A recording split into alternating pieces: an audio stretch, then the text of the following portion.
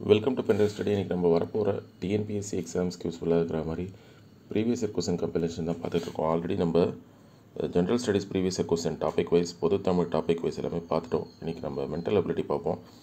இதை பொறுத்த வரைக்கும் நடந்து முடிஞ்ச குரூப் 1 எக்ஸாமினேஷன் வரைக்கும் நம்ம கவர் பண்ணிட்டோம்.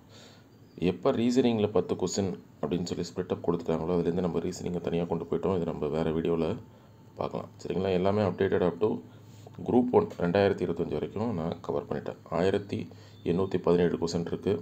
மிஸ்செலேனியஸ்ன்றது ப்ராபபிலிட்டி, மீன், மீடியன், மோட், ரேஞ்சு அதெல்லாம் இருக்குது. இப்போ நடந்து முடிஞ்ச குரூப் 1 கூட ப்ராபபிலிட்டிலேருந்து ஒரு கொஸ்டின் வந்திருக்கு. சரிங்களா? அதை நீங்கள் பார்த்துக்கோங்க. இப்படி தான் இருக்கும். கொஸ்டின் இருக்கும், நெக்ஸ்ட்டு சால்வ் பண்ணியிருப்போம். சரிங்களா? இதுதான் போகும். இது எல்சிஎம்மு அப்படியே ஒன்றா கண்டினியூ ஆகும். சரிங்களா? இப்போ நீங்கள் பாருங்கள்,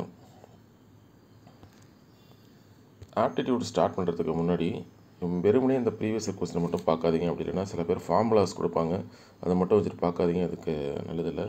நீங்கள் வேர் டு ஸ்டடியை யூஸ் பண்ணி எங்கெல்லாம் இந்த டாபிக்ஸ் இருக்குது நம்மளே ப்ரொவைட் பண்ணுறோம். எல்சிஎம், ஹெச்சிஎஃப் எங்கே இருக்குது, டைம் அண்ட் ஒர்க் எங்கே இருக்குது, சிம்பிள் டெஸ்ட் கம்ப்ளீட். பழைய புக்கை விட்டுருங்க, புது புக்கில் 6 to 10 மட்டும் பார்த்துட்டு அதுக்கப்புறம் இதை பாருங்கள். அப்போ தான் யூஸ்ஃபுல்லாக இருக்கும். வெறுமனே ப்ரீவியஸ் கொஸ்டின் பார்த்தா மார்க் வரும், கட் ஆஃப் வராது.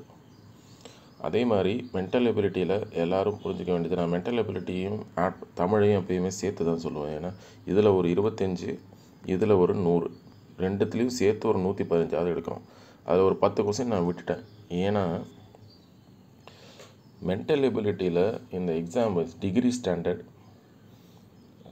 எஸ்எஸ்எல்சி ஸ்டாண்டர்ட், ஹையர் ஸ்டாண்டர்ட், சரிங்களா? அது மாதிரி ஒரு 4 ஸ்டாண்டர்ட் வச்சுருக்காங்க. 5 standard, diploma standard, degree standard, higher degree standard அப்படின்னு சொல்லி நிறையா இது வச்சுருக்காங்க. போஸ்ட் டிகிரி ஸ்டாண்டர்ட், அது மாதிரி ஒரு 5 ஸ்டாண்டர்ட் வச்சுருக்காங்க.